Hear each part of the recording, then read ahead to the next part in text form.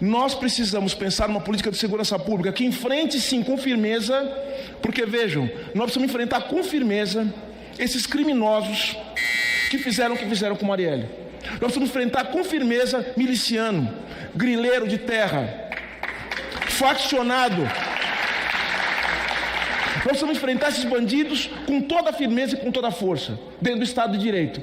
Só que, vejam, política de segurança pública, ela vai nos exigir, como eu já disse, ter controle do território brasileiro. Significa o seguinte: fazer reforma agrária, reforma urbana, demarcação de terra indígena e titulação de terra quilombola.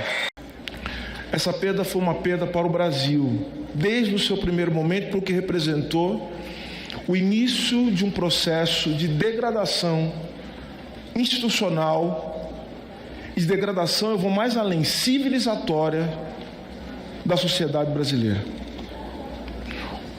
O assassinato de Marielle Franco e de Anderson Gomes foi o prenúncio do que nós veríamos no Brasil nos próximos tempos que seguiram a esse crime bárbaro.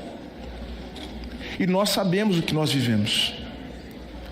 E vejam que as revelações de ontem, graças ao trabalho do Ministério da Justiça, da Polícia Federal, mostrou que essa primeira fala que tive não era sem sentido.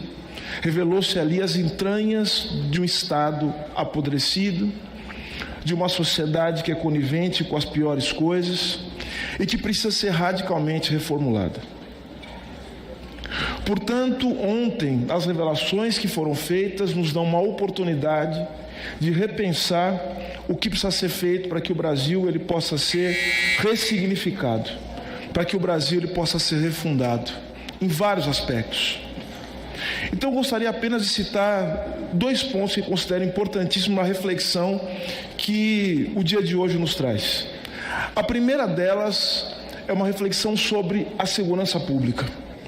Nós estamos aqui discutindo a política de segurança pública, como nós precisamos de uma política de segurança pública para o Brasil, só que ficou evidente para nós que não existe política de segurança pública sem direitos humanos. E o contrário também é verdadeiro, não há direitos humanos sem uma política de segurança pública.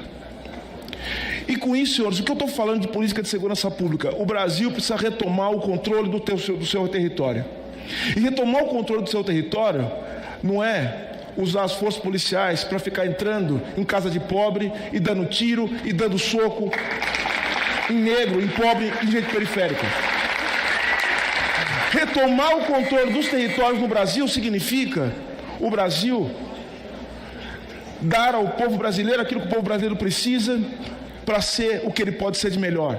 Eu estou falando aqui, e vejam só o que o relatório da Polícia Federal nos demonstra sobre o que é o Brasil e como o crime se organiza a partir do Estado. A própria viúva do Anderson disse, eu uso as palavras dela e faço das palavras delas as minhas, não trazem alívio, trazem revolta, preocupação, indignação, mas que bom que também estamos avançando e caminhando, porque este crime brutal contra a vida de uma companheira, mulher, negra, LGBT, da favela, não poderia mais permanecer impune. Mataram um corpo, mataram um projeto, atentaram contra a democracia e andavam livremente pelos corredores desta casa com a cabeça erguida pela certeza da impunidade. Nós estamos avançando porque a luta e a resistência de mulheres negras, do PSOL, dos partidos aliados, das pessoas que acreditam na justiça e na democracia, nunca deixaram de clamar e exigir justiça por Marielle Anderson.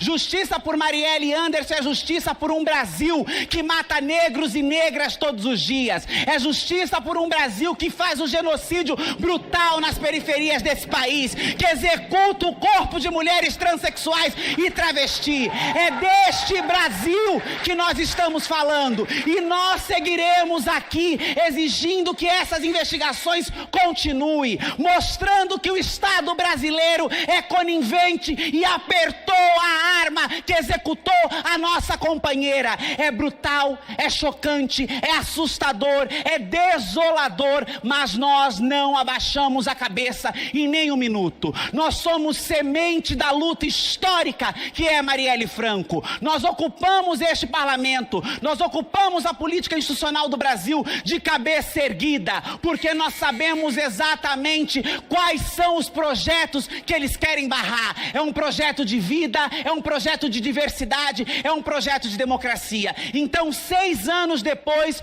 nós estamos aqui novamente exigindo justiça por Marielle, exigindo punição exemplar aos envolvidos nesta grave execução e a responsabilização do Estado brasileiro e de todos aqueles que estão por trás deste crime brutal, deste crime bárbaro. Marielle permanece viva em nossos corações, em nossas memórias, no nosso fazer político, na construção da refundação do Brasil que nós queremos, e é isso que nos move, é isso que nos mobiliza. Nossa cabeça nunca baixou, porque a esperança da refundação do Brasil, através da luta representada por Marielle Franco, permanece viva em nós, e é esta chama que nos mobiliza. Viva a memória de Marielle Franco, viva Anderson, e nós seguiremos em luta, lutando por justiça, lutando pela democracia, lutando pela representação de mulheres negras, de jovens da periferia, de pessoas LGBT, neste espaço nefasto que não nos quer, mas terão que nos engolir, porque chegamos e não arredaremos o pé,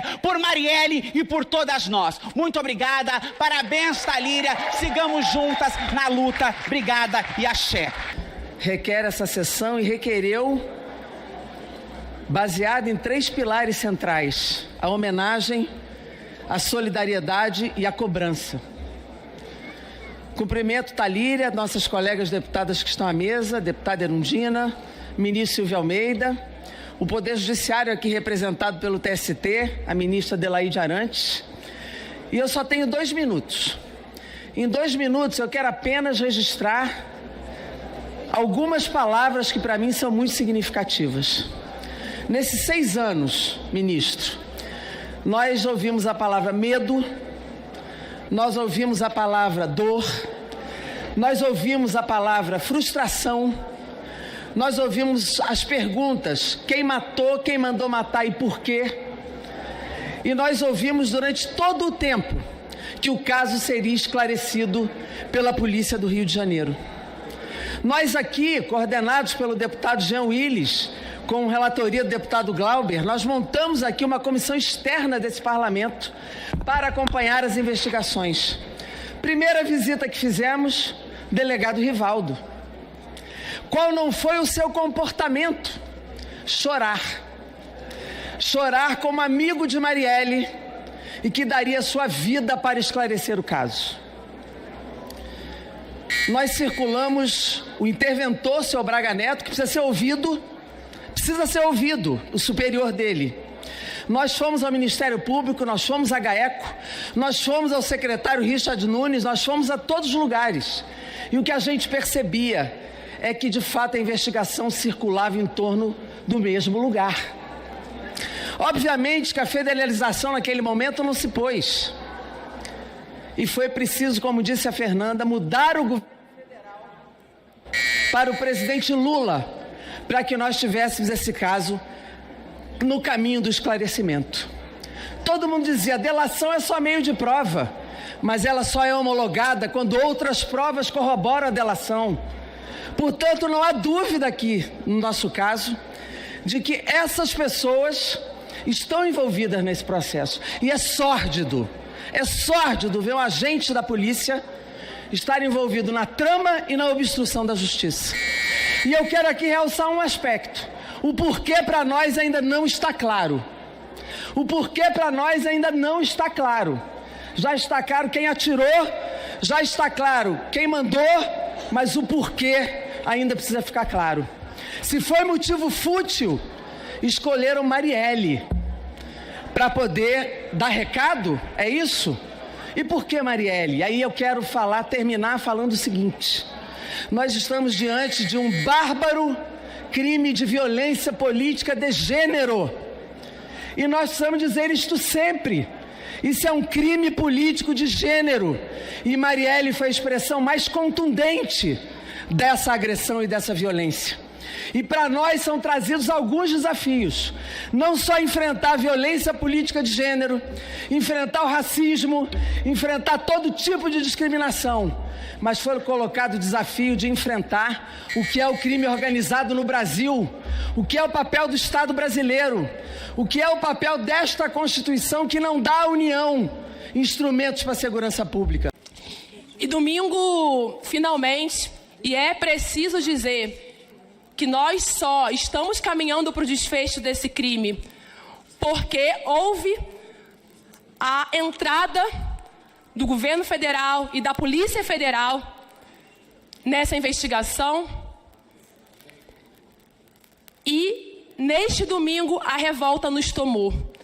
E nos tomou porque se nós já sabíamos do papel das milícias no Rio de Janeiro e dessa relação espúria, promíscua, entre crime e política no nosso Estado, ficou evidente a digital do Estado em todos os momentos desses últimos 6 anos. Um crime planejado por um deputado federal eleito para essa casa, por um conselheiro do Tribunal de Contas do Estado do Rio de Janeiro e ex-deputado estadual, e por um chefe da Polícia Civil.